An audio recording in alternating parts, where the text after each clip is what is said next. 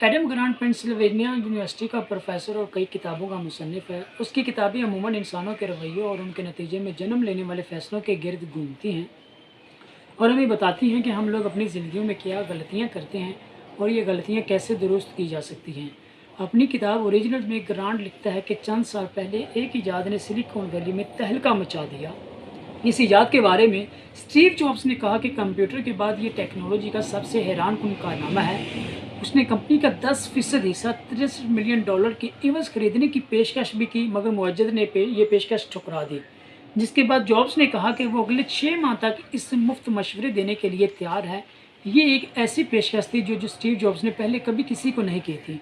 इसके बाद अमेज़न के मालिक जेफ बेजोस ने भी वो इजाद देखी और कहा कि तुमने ऐसी इनकलाबी शय बना डाली है जिसे बेचने में तुम्हें कोई दिक्कत नहीं होगी। फिर जॉन डवेयर साहब तशरीफ़ लाए, जिन्होंने गूगल और उस जैसी मुतअद्दिद कंपनियों के बारे में दुरुस्त पेशन गोइयाँ की थी। उन्होंने फरमाया कि ये इजाद इंटरनेट को भी पीछे छोड़ देगी और उसमें $80 मिलियन की सरमायाकारी कर दी।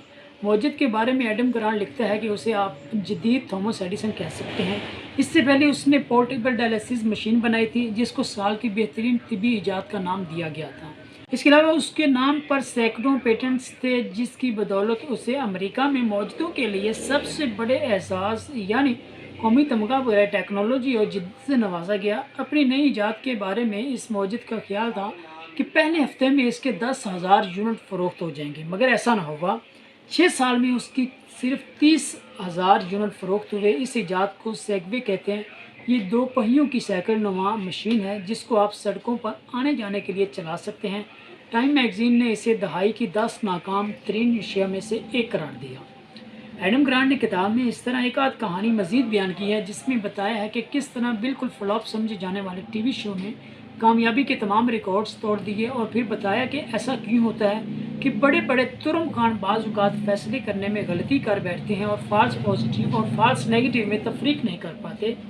ग्रांट का कहना है कि अमूमन बड़ी कारोबारी अफराद के बारे में समझा जाता है कि वो इसलिए कामयाब होते हैं कि उनमें रिस्क लेने का हौसला होता है, जबकि हकीकत में वो लोग भी रिस्क लेने से उतना ही हिचकिचाते हैं जितना कोई भी आम शख्स। अपनी इस बात को साबित करने के लिए ग्रांट ने किताब में मुतअद्दिद मिसालों और अदाद शुमार का हवाला दिया है।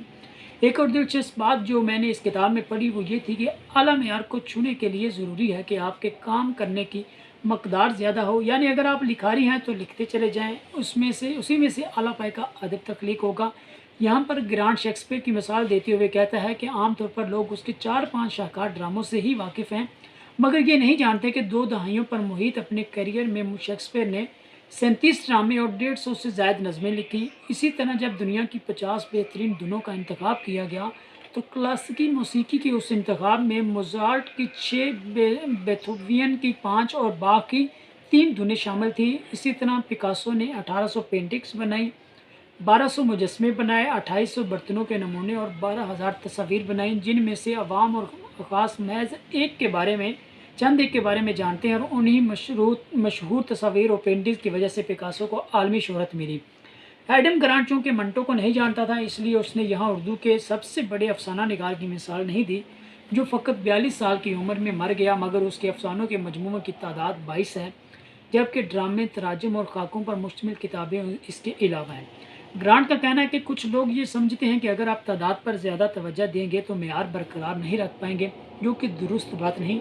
वो कहता है कि बाज़ औक़ात लोग चंद चीज़ें तख्लीक करके उन्हें बेहतर करने में जुटे रहते हैं, हालांकि उम्दा तख्लीक हमेशा उस वक्त वजूद में आती है जब आप ज़्यादा से ज़्यादा तादाद में तख्लीकी काम करें। एडम ग्रांट के ज़हीन होने में कोई शुबा नहीं और इसमें भी कोई शक नहीं कि जिस अर्क रेजी से अदाद शुमार जमा करके वो अपना मुकदमा पेश करता है, उसे रद्द करना कोई आसान काम नहीं। बिलाशुबा ग्रांट के दलाइल में वज़न है, मगर जिस तरह ग्रांट ने मुख्तलिफ़ कंपनियों और कामयाब और नाकाम लोगों की मिसालें इकट्ठी की हैं, बिल्कुल उसी तरह उससे मुतज़ाद ख्यालात के हामिल मुहक्किकीन ने भी मुतअद्दिद मिसालों और अदाद शुमार की मदद से ये साबित किया है कि कामयाब कारोबारी अफराद रिस्क लेने की वजह से ही कामयाब होते हैं। इसी तरह तादाद और मेयार की बहस को देखा जाए तो ग्रांट का नुक्ता बज़ाहिर दुरुस्त मालूम होता है, मगर इस्तिस्ना तो बहरहाल हर मैदान में होते हैं। यहाँ उर्दू के सबसे बड़े मज़ार निगार मुश्ताक यूसुफ़ी की मिसाल याद आई। यूसुफ़ी साहब मेयार के कायल थे, सिर्फ कदार के नहीं। उन्होंने 94 बरस की उम्र पाई, मगर सिर्फ 4 किताबें लिखी। शाम शेर 11 उनके मज़ामीन का मजमूआ है जो इनमें शामिल नहीं।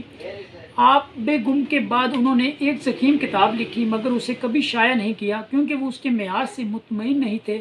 گرانٹ کی کتاب سے ایک بالواسطہ سبق یہ بھی ملتا ہے کہ ذہین اور جینیس افراد کے لیے ضروری ہے کہ وہ مالی امور کے ماہر بھی ہوں۔